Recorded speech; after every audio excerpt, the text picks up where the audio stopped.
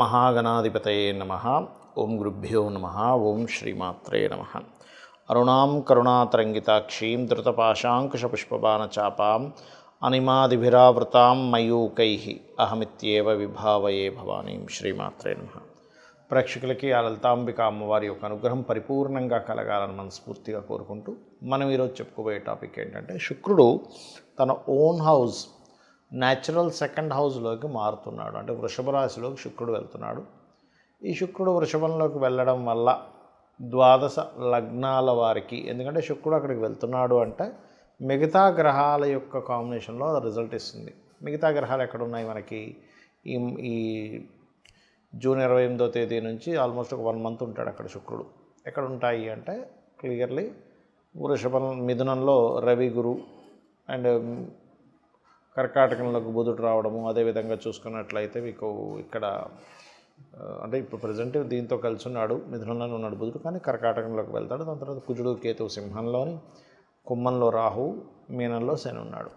అయితే శుక్రుడు ఓన్ హౌస్లో ఉన్నప్పుడు ద్వాదశ లగ్నాల వారికి, లగ్నం తెలియదండి అంటే రాశి హ్యాపీగా చూసుకోవచ్చు, అందులో ఎటువంటి ఇబ్బంది లేదు. ఎటువంటి మంచి ఫలితాలు ఉన్నాయి? శుక్రుడు మరి ఓన్ హౌస్లో ఉన్నప్పుడు ఏదైనా కొన్ని రాసులకి, కొన్ని భావాలకి ఇబ్బందికరమైన ఫలితాలు ఇస్తాడా? ఇస్తే ముఖ్యంగా ఎటువంటి జాగ్రత్తలు తీసుకోవాలనేటువంటి విషయాలు మనం తెలుసుకుందాం. మీన లగ్నము, మీన రాశి. మీనం వారికి 3వ స్థానంలో శుక్రుడు అనేటువంటిది, ఇక్కడ 3rd హౌస్ అనేది పరిచయాలుగా చెప్తూ ఉంటారు, లేదా పరాక్రమ స్థానంగా కూడా చెప్తూ ఉంటారు. అయితే శుభగ్రహం ఉన్నప్పుడు ఏమవుతుందంటే సర్వసాధారణంగా మనం ఇప్పుడు ఇంత డేర్ స్టెప్ తీసుకోవడం అవసరమా అని కొంచెం ఆగుతూ ఉంటారు సర్వసాధారణంగా. అయితే ఇక్కడ శుక్రుడు 3లో ఉన్నందుకు కొంతమంది బ్యాంకింగ్ సెక్టార్స్, ఫైనాన్షియల్ రంగాల్లో ఉండేటువంటి వారు, లేదా స్త్రీమూర్తులు, అది స్త్రీకి కానివ్వండి పురుషుడికి కానివ్వండి, పరిచయాలు ఏర్పడతాయి. కొత్త పరిచయాలు వాళ్ళంతటి వాళ్ళే వచ్చి పరిచయాలు చేసుకోవడం కూడా ఇక్కడ మీకు కనబడుతూ ఉంటుంది. కాకపోతే ఈ 6వ స్థానంలో పూర్వజన్మ కర్మస్థానంలో కుజుడు, కేతు ఉండడము, లగ్నాధిపతి దశమాధిపతి అయినటువంటి గురువు వెళ్ళి 4వ స్థానంలో రవితో ఉండడము అనేటువంటిది ఏం చూపిస్తుంది ఇక్కడ అని చెప్పి చూసుకున్నట్లయితే, ఇది ప్రధానంగా ఏదైనా ఒక ప్రాపర్టీ మీద తెలియకుండా అప్పటికప్పుడు తీసేసుకుందామని లోన్ తీసుకొని ఒక్కోసారి శ్రమ పడుతూ ఉంటాం. అయ్యో ఎందుకు తీసుకున్నాను ఈ లోను, అనవసరంగా తీసుకున్నాను ఈ లోను అనేటువంటిది. అటువంటి విషయాల్లో కాస్త జాగ్రత్తగా ఉండాలి. బికాజ్ ఆఫ్ మీకు పూర్వజన్మ కర్మకారకుడు మీ మీనం నుంచి 6వ స్థానం అవుతుంది. కొంతమందికి 11 అవుతుంది, కొంతమందికి 6 అవుతుంది. అది శుభుడు పాపుడు ద్వారా మనకి దాని అనాలిసిస్ చేసుకుంటూ ఉండాలి. అయితే ఇక్కడ ఎప్పుడైతే లోన్ తీసుకొని, లేకపోతే ఎవరి దగ్గర డబ్బులు తీసుకొని మనం ఏదో ల్యాండ్ కొనుక్కోవడము, లేకపోతే గృహం నిర్మాణం ప్రారంభించినప్పుడు వాళ్ళు సడన్గా డబ్బులు అడగడం వల్ల అనవసరమైన శత్రుత్వాలు, లేదా మీరెవరికో ధనాన్ని ఇచ్చి మీరు ఏదో కన్స్ట్రక్షన్ చేసుకుందాం అనుకున్నప్పుడు వాళ్ళు సరైన టైంకి ఇవ్వకపోవడం వల్ల మనస్పర్ధలు వస్తూ ఉంటాయి. కాబట్టి లోన్స్ విషయంలో చాలా జాగ్రత్తగా ఉండండి. కాకపోతే 3లో ఉండే శుక్రుడు ఎప్పుడు కూడా తెల్లటి ఎర్రటి పుష్పాలతో కనుక అమ్మవారిని నిత్యం ఆరాధన చేసినట్లయితే కూడా ఖచ్చితంగా బాగుంటుంది. అయితే మీరు ఈ లోన్ సంబంధించిన సమస్యలు కనుక తగ్గాలి అంటే కనుక ఓం అపర్ణాయే నమః అనే మంత్రం చేయండి. కుజకేతు గ్రహాల దగ్గర దీపారాధన చేయండి. లేదంటే రోజు ఏదో గొడవ అవుతుంది నాకు కుజకేతులు 6లో ఉండడం వల్ల అనుకున్నప్పుడు ఓం నవవిద్రుమ బింబశ్రీ న్యక్కారి రతనచ్చదాయే నమః. దీనివల్ల ఏమవుతుందంటే, ఒకటి కుజుడు మీ లగ్నంలో మీకు సహజంగానే ఏలినాటి శని నడుస్తుంది. చాలామంది భయపడుతూ ఉన్నారు, అవి ఏలినాటి శని నడుస్తున్నాయి. ఏమీ లేదు, ఏం భయపడకండి. స్లో డౌన్ అవుతూ ఉంటాయి పనులు అంతే. కానీ ఎక్కడా కూడా నేను చాలాసార్లు చాలా వీడియోలో చెప్పాను, సీఎంలు పిఎంలు అయింది కూడా ఏలినాటి శని, అర్ధాష్టమ శని, అష్టమ శనిలోనే అని. కాకపోతే శ్రమను ఎక్కువగా ఇస్తూ ఉంటాడు. ఎందుకంటే శని లగ్నంలో ఉన్నప్పుడు దాని మీద కుజుడి యొక్క దృష్టి ఉన్నప్పుడు శ్రమ ఎక్కువగా ఉంటుంది. అలాంటప్పుడు ఓం అనాకలిత సాదృశ్య చుబుక శ్రీ విరాజితాయే నమః అనే నామం చేయండి. అన్ని విధాలా మీకు బాగుంటుంది. చాలామంది నన్ను అడుగుతున్న ప్రశ్న ఏమిటంటే, ఏమంటే శుక్రమహర్దశ వస్తే బాగుండాలి కదా.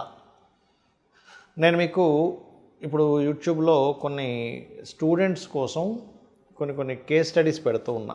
అంటే శుక్రదశ అనుకుంటాం మనం. శుక్రుడు కనుక ఎలాంటి పొజిషన్లో ఉంటే అద్భుతంగా యోగిస్తాడు, ఎలాంటి పొజిషన్లో ఉంటే యోగించడు అని. ఎందుకంటే దానికి ఒక రూల్ ఉందండి.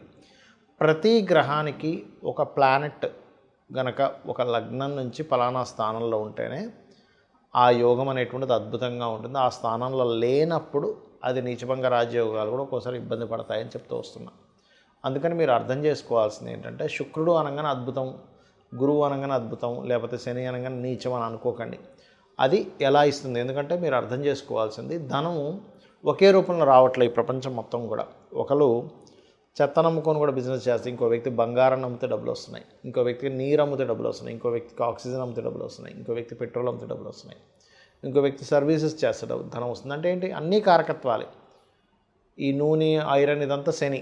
మరి ఐరన్ ద్వారా, నూనె ద్వారా వచ్చేప్పటికి శని ద్వారా డబ్బులు వస్తుంది. శని కారకత్వం అదంతా కూడా. శుక్రుడు అంటే వాహనాలు, గృహాలు, లగ్జరీ ఐటమ్స్ ఇవన్నీ. ఇక్కడ ఏంటంటే మనం అర్థం చేసుకోవాల్సింది, శుక్రగ్రహము గనక ఎక్కడా పాడవ్వకుండా మీకు ధనయోగాన్ని ఇచ్చే దాంట్లో ఉంటే 100% లగ్జరియస్గా ఇస్తాడు ధనయోగం. నార్మల్గా ఇవ్వడు.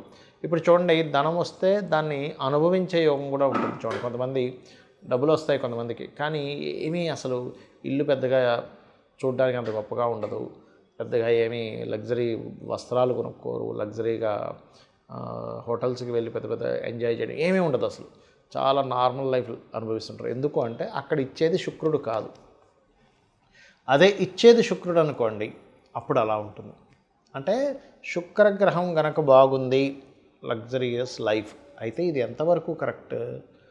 అది బాగుందా లేదా? శుక్రదశ వస్తే లగ్జరియస్ లైఫ్ కాదు, బాగా అర్థం చేసుకోండి. శుక్రుడు బాగుండి మహాదశ వస్తే లగ్జరీ లైఫ్. శుక్రుడు పాడైపోయి మహాదశ వస్తే ఉన్న లగ్జరీ లైఫ్ కాస్త పోతుంది. ఇది అర్థం చేసుకోండి. మరి ఎలాగా? చాలామంది ఆశతో ఉంటారు, ఏమంటే నాకు శుక్ర మహాదశ రాబోతుంది, అద్భుతం, ఆహా ఓహో అని.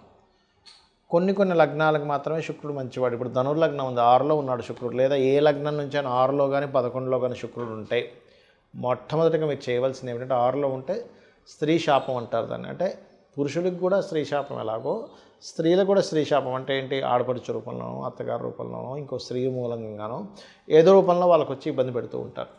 అంటే ఆ పూర్వజన్మలో చేసుకున్న కర్మ అది. కావున మీరు అర్థం చేసుకోవాల్సిన విషయం ఏంటంటే, శుక్రగ్రహం ఎక్కడుంది? 6, 11లో కాకుండా 12లో ఉంటే చాలా మంచిది, ధనస్థానంలో ఉంటే చాలా మంచిది, 4th హౌస్లో ఉంటే కూడా మంచిదే, పర్లేదు, ఎందుకంటే ఇస్తాడు. కాకపోతే ఇక్కడ ఏంటి? పాపకత్తెరలో ఉందా, శుభకత్తెరలో ఉందా? ఇదంతా నేను మీకు ఎందుకు చెప్తున్నానంటే, శుక్రుడు ధనానికి, లగ్జరీకి, సుఖానికి, భార్యకి, వీటికి కారకుడు. మనం మేజర్ లైఫ్లో మేజర్ రోల్ ప్లే చేస్తున్నాడు. ధనం లేకపోతే విలువ ఉండదు, మన అవసరాలు తీరవు. విలువలు అనేటువంటివి ధనం కంటే ఇంకా ఎక్కువ ఉన్నాయి. పేరు ప్రఖ్యాతలు కానివ్వండి, ఒక మన యొక్క క్యారెక్టర్, ఇవన్నీ ఎక్కువ విలువలు ఇస్తాయి. కానీ సొసైటీలో బాహ్యంగా కనబడే ధన విలువే. అలాగే ఒక లగ్జరీ కారు ఉండాలన్నా, గృహం ఉండాలన్నా శుక్రగ్రహ బలం, చతుర్థాధిపతి బలం కూడా ఉంటుంది. కేవలం ఎప్పుడూ శుక్రుడే కాదు, 4th లార్డ్ పలానా ప్లానెట్ అయి మంచి యోగం కలిగింది, ఆయన కూడా ఇస్తాడు, ఇవ్వడం కాదు. కానీ శుక్రుడిచ్చే లగ్జరీ ఈజ్ డిఫరెంట్. కాబట్టి శుక్రగ్రహం యొక్క బలం మీకు పెరగాలి అంటే మీరు చేయవలసింది ఏంటో చెప్తాను.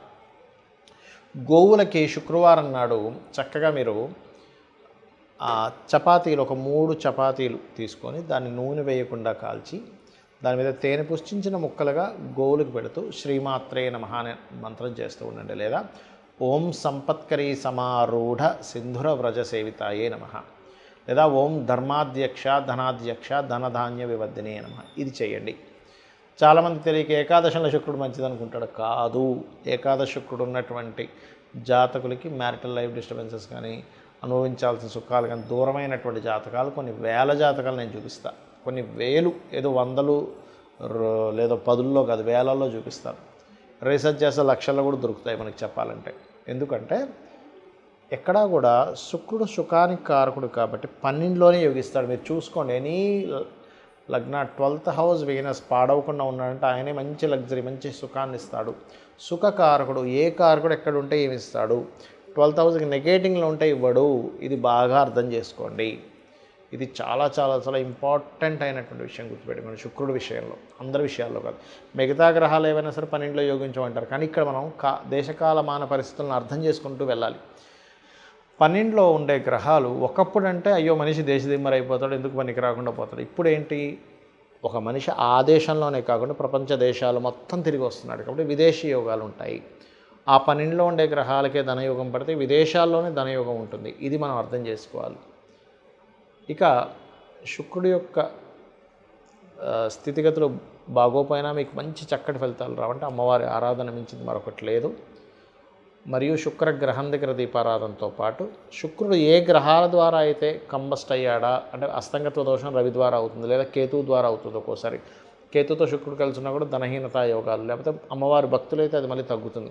కాబట్టి గణపతి ఆలయాలకు వెళ్ళడము, కేతు రవి లేదా ఏ పాపగ్రహాల మధ్య ఉన్నాడో ఆ పాపగ్రహాలకు సంబంధించినటువంటి గ్రహాల దగ్గర దీపారాధన చేయడం చేయండి. అన్ని విధాలా మీకు బాగుంటుంది. శ్రీమాత్రే నమః.